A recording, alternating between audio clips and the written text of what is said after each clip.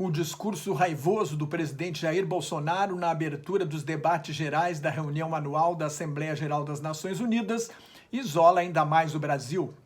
O presidente brasileiro repetiu a costumeira ladainha de teorias conspiratórias, paranoia, mentiras e ataques a inimigos reais ou imaginários para justificar suas políticas de extrema-direita.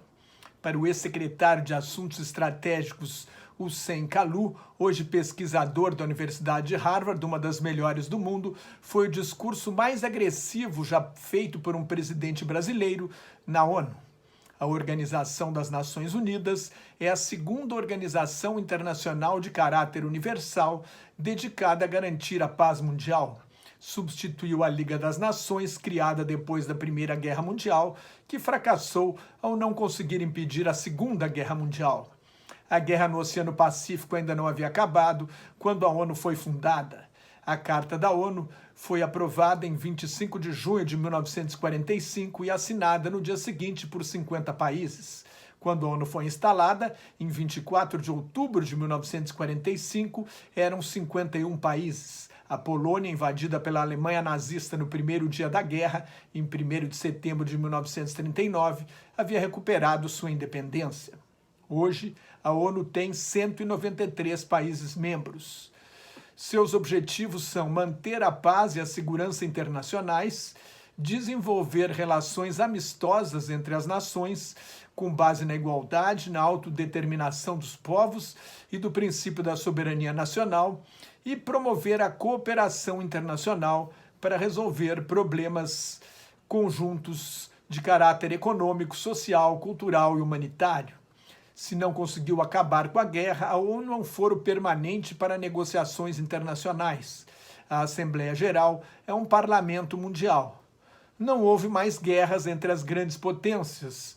As organizações econômicas internacionais, o Fundo Monetário Internacional, o FMI, o Banco Mundial e a Organização Mundial do Comércio, a OMC, contribuíram para debelar crises econômicas. E a ONU foi uma grande agência de descolonização e até hoje é essencial na promoção do desenvolvimento da África. Desde 1949, é tradição que o Brasil seja o primeiro país a falar nos debates da Assembleia Geral. Isto vem do tempo da Guerra Fria, quando o Brasil não fazia parte do bloco soviético nem da aliança militar liderada pelos Estados Unidos. Bolsonaro perdeu mais uma oportunidade de estabelecer laços e pontes com outros países. Falou exclusivamente para os seguidores mais sectários da ultradireita. Começou atribuindo todos os males do mundo ao globalismo e ao socialismo, sem fazer distinção entre o socialismo democrático, a social-democracia e as ditaduras comunistas de partido único. Num discurso 100% ideológico, acusou a ideologia da esquerda de se instalar na cultura, na educação e nos meios de comunicação, tentando destruir a família e a fé em Deus. A religião é um aspecto central de sua ideologia de extrema-direita. Ao atacar Cuba e a Venezuela, voltou a defender as ditaduras militares da América Latina durante a Guerra Fria. Na questão ambiental, Bolsonaro não reconheceu o aumento das queimadas e não assumiu nenhum compromisso de defender e proteger a floresta amazônica, o que pode prejudicar acordos de livre comércio e provocar boicotes às exportações brasileiras. O presidente brasileiro acusou o cacique Raoni de ser manipulado por interesses internacionais e atacou a Alemanha e a França, as duas maiores economias da zona do euro, com quem acabou de assinar 3 meses atrás o acordo de livre comércio entre a União Europeia e o Mercosul. Os aliados internacionais de Bolsonaro são os Estados Unidos de Donald Trump, Israel de Benjamin Netanyahu, e os governos ultranacionalistas, governos e partidos ultranacionalistas de extrema-direita da Europa. Netanyahu pode cair depois das últimas eleições israelenses. Na Itália, Matteo Salvini e a neofascista Liga foram por oposição. Na Argentina, tudo aponta para a derrota do presidente Maurício Macri na eleição de outubro. Se Trump perder a reeleição em 2020 ou se o processo de impeachment iniciado hoje pela Câmara resultar na sua destituição, o Brasil de Bolsonaro ficará totalmente isolado. Ao mesmo tempo em que ataca o globalismo, o presidente brasileiro se vangloria dos acordos de livre comércio que estavam sendo negociados há décadas por vários governos e pede investimentos estrangeiros. Bolsonaro afirmou que o compromisso intransigente, entre aspas, com os direitos humanos caminha junto com o combate à corrupção e à criminalidade.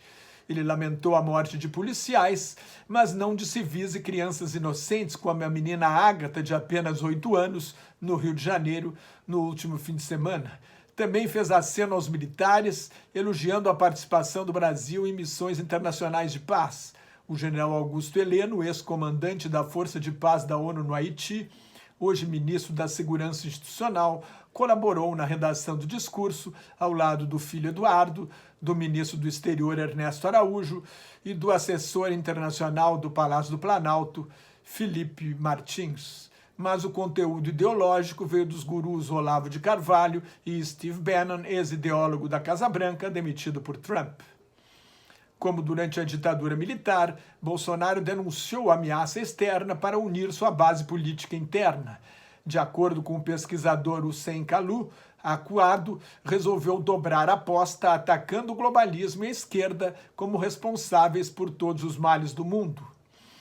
Os problemas para ele, diz Kalu, não são reais, são todos produtos de manipulações da esquerda via governos globalistas, instituições multilaterais e a mídia. Na opinião do embaixador aposentado Marcos Azambuja, ouvido pelo jornal O Globo, o discurso foi previsível. Bolsonaro foi absolutamente ele mesmo. O pior para o embaixador foi a gratuidade dos ataques. Também no Globo, a professora Mônica Hirst, da Universidade Torquato Di Tella, em Buenos Aires, observou uma postura quase fanática, sem espaço para o diálogo, a tolerância com a diferença e construções plurais. A marca foi a virulência, o que inspira aos líderes mundiais preocupação, temor e pena, como disseram recentemente o presidente da França, Emmanuel Macron, e a ex-presidente do Chile, Michelle Bachelet, hoje alta comissária da ONU para Direitos Humanos. Por fim, o presidente brasileiro atacou a ONU, dizendo que é a Organização das Nações Unidas e não do interesse global. Bolsonaro ignora que a ONU é uma organização interestatal. Seus sócios são todos, seus países membros são todos países independentes. A ONU não tem autonomia, só faz o que os países membros autorizarem e financiarem. Mais notas e comentários sobre política internacional no meu blog Globalização em Crise, que está em nelsonfrancojobim.blogspot.com, no meu Twitter e no Facebook. Muito obrigado.